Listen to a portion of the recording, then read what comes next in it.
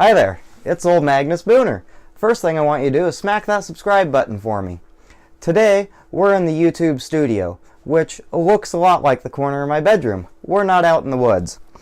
But today, we are going to talk about my latest favorite subject, and that is outdoor cooking, camp cooking. A big part of that is dehydrated foods. You don't want to pack a lot of water with you in the woods because water is heavy. You only want the water you're going to drink or water that comes out of a stream or a lake that you're going to filter or boil. In a lot of the cooking I do, I just take water out of alpine lakes and rivers. I'm boiling it, so at that point, that's making it sanitary. It's killing off any microbes that could make you sick.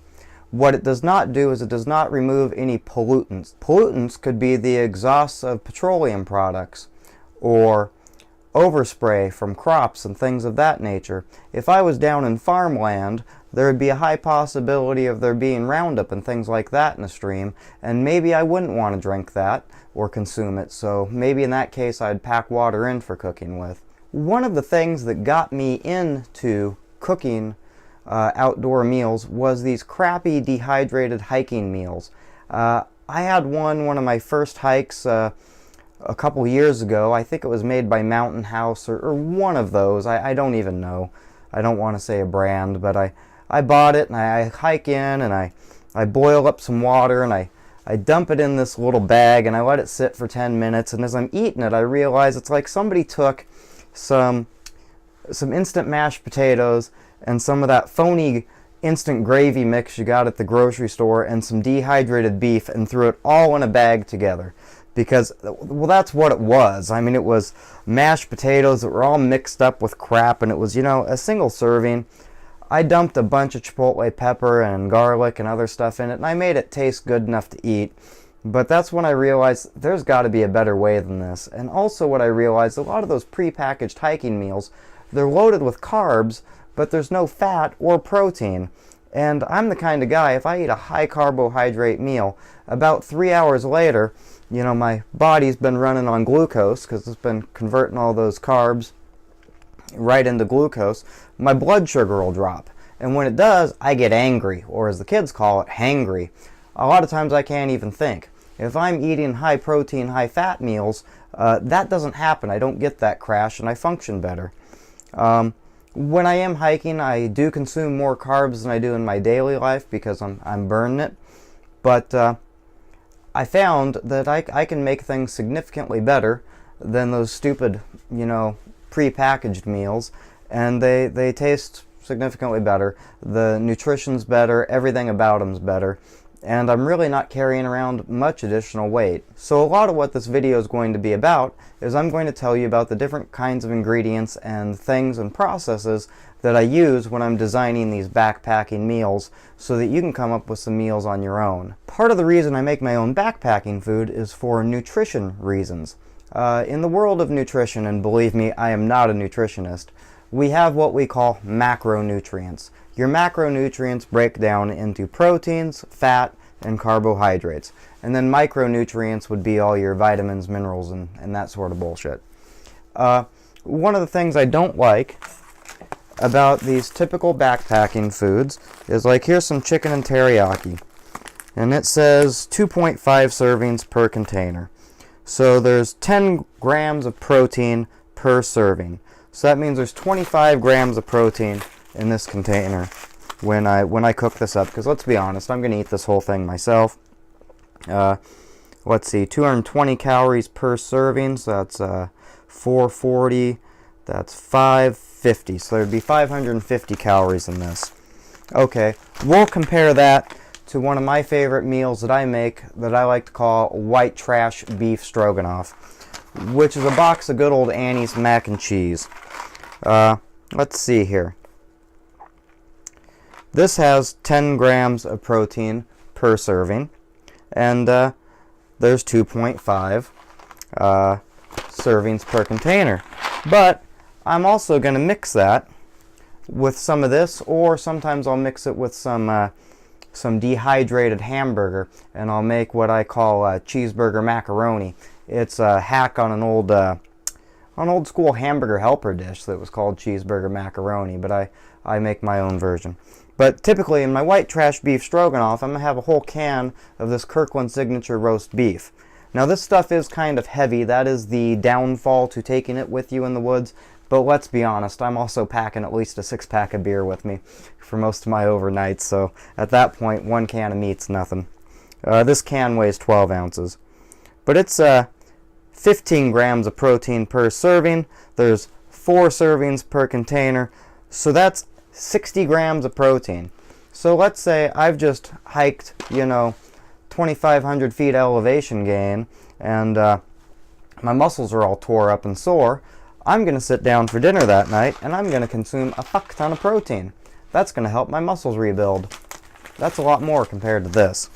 I'm also going to consume a lot more fat, and this is going to be very calorically dense. And when you're out in the woods hiking, you have the privilege, if you're hiking anywhere from 5, 10, 20 miles a day, you're on what's called an all-you-can-eat diet.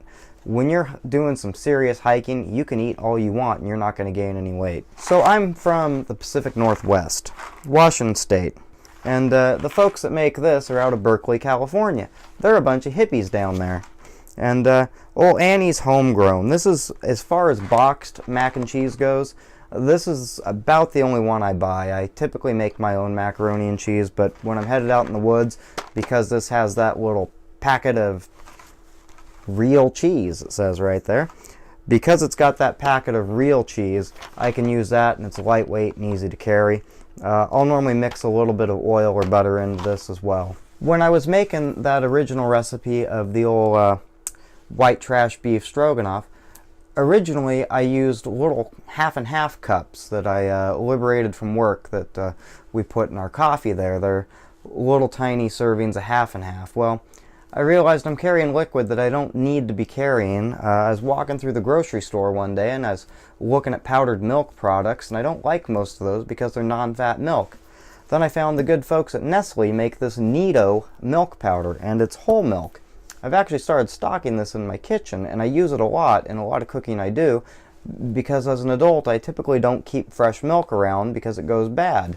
This stuff, I don't have to worry about it. One of the meals that I like to eat in the woods is Spam and eggs.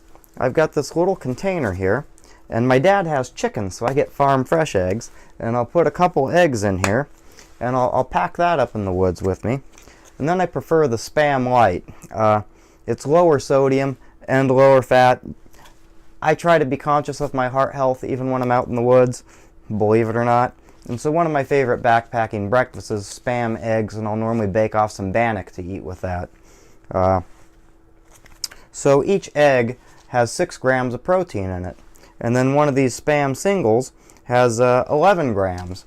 So at that point, we already, for breakfast, did what that package of Mountain House garbage was going to have for protein. While we're talking about breakfast, let's talk about coffee. A lot of folks will take and pack little French presses with them out in the woods, and I've seen these coffee grinders for sale at the REI, and all that stuff is great. I am a coffee snob. I'm a snob about just about anything I put in my mouth. But I'm not going to pack all these stupid, yuppie tools with me into the woods to make coffee. But at the same time, I'm not going to drink the Nescafe or some crappy instant coffee.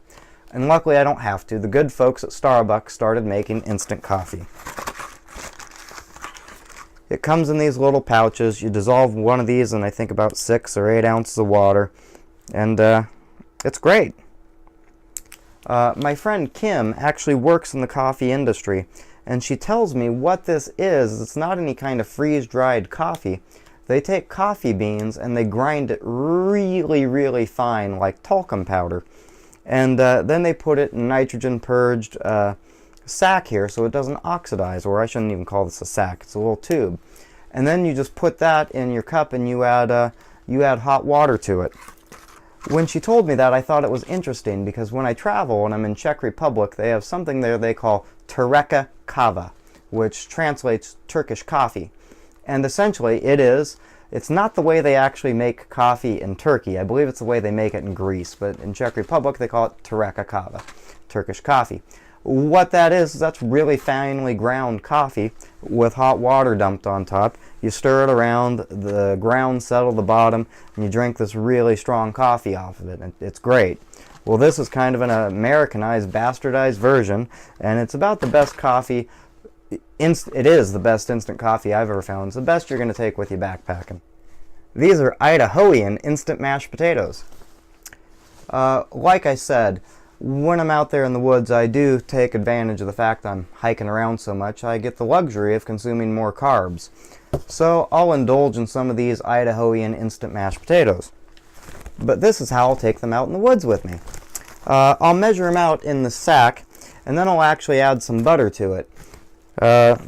That's written on the box how much to do, and I don't recall what I do, but I've got it written down somewhere. So when I do a video where I actually use these, I'll give you the measurements. But I put the butter in here, I think I put some salt in here, and then I grind some pepper in the bag, and then I take it like this just out in the woods, and I dump it in my pot and cook them up that way. I think some folks could actually cook these up in a freezer bag, so that's an option too. I think they do that by just adding boiling water to the bag and letting it sit.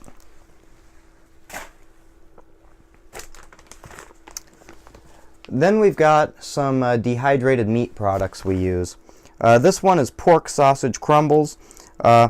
So the good folks that make this, what do they say? They give you some storage instructions. So this stuff has a really long shelf life if you don't open the bag. Once you open the bag, they say you need to consume it within 2 weeks if you keep it refrigerated. Well, I've got a hack for that. I store mine in the freezer after I open it up.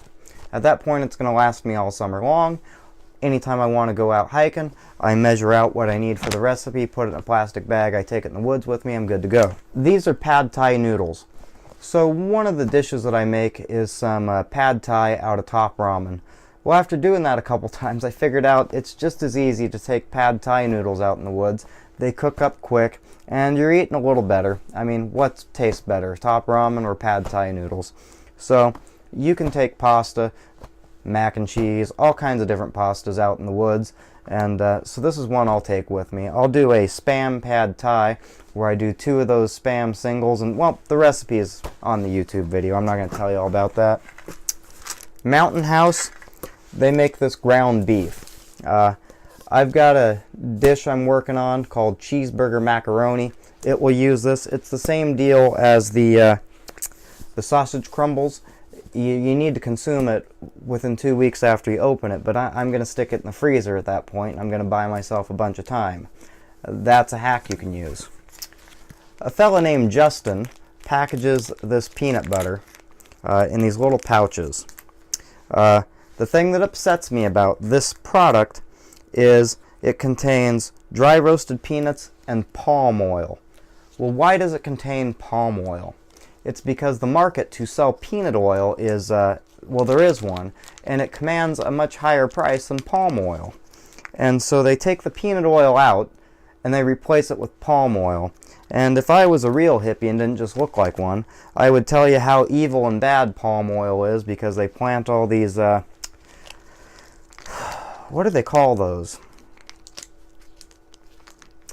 Well, they're a palm tree. What they do is they cut down rainforest, and then they come through and they put in these huge palm oil tree plantations so that they can make palm oil. So all the hippies in the world, they hate palm oil.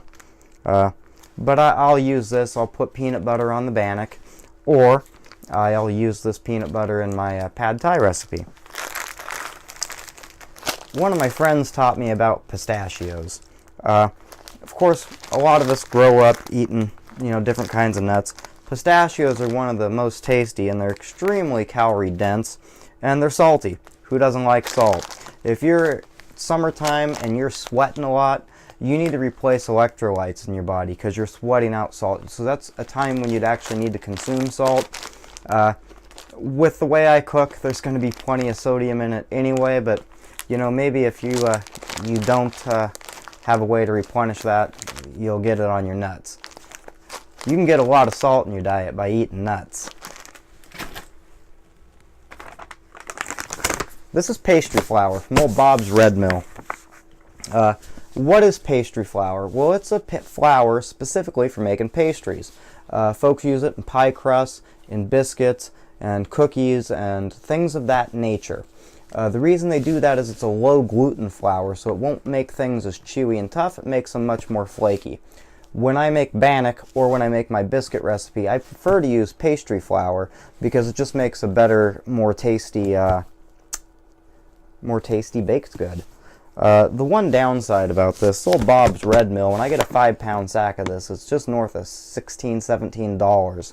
And compared to all-purpose flour that comes about, $5, $6 for a 5-pound sack, this is real expensive. Well, I've got a hack on that. I figured out I can buy this stuff wholesale through work, and at that point I can get a 25-pound sack for the same price. So, sorry, Bob, I'm gonna no longer use you. We're going wholesale. And then I don't actually use this that much anymore, but this is my GSI Outdoors. I think they call this a spice torpedo. It's got 6 compartments in it where you can keep different spices. I'll still pack it with me just in case I need it. Maybe we catch some fish or something. But mostly I'm pre-measuring my spices in plastic baggies whenever I make a meal, and I take it out there. Likewise, I've got a little fresh ground pepper mill that stays in my mess kit that I also use. Well, hey, thank you guys so much for taking the time to watch my video. I want you to go ahead and shoot me an email if you have any questions at magnustbooner@gmail.com. Likewise, you can find me on Instagram and see a lot of pictures of food or whatever kind of fun I'm getting into. My Instagram handle is Magnus_Boner. I've got a blog at www.magnusboner.com. Anyway, thank you so much for watching. Have a great day.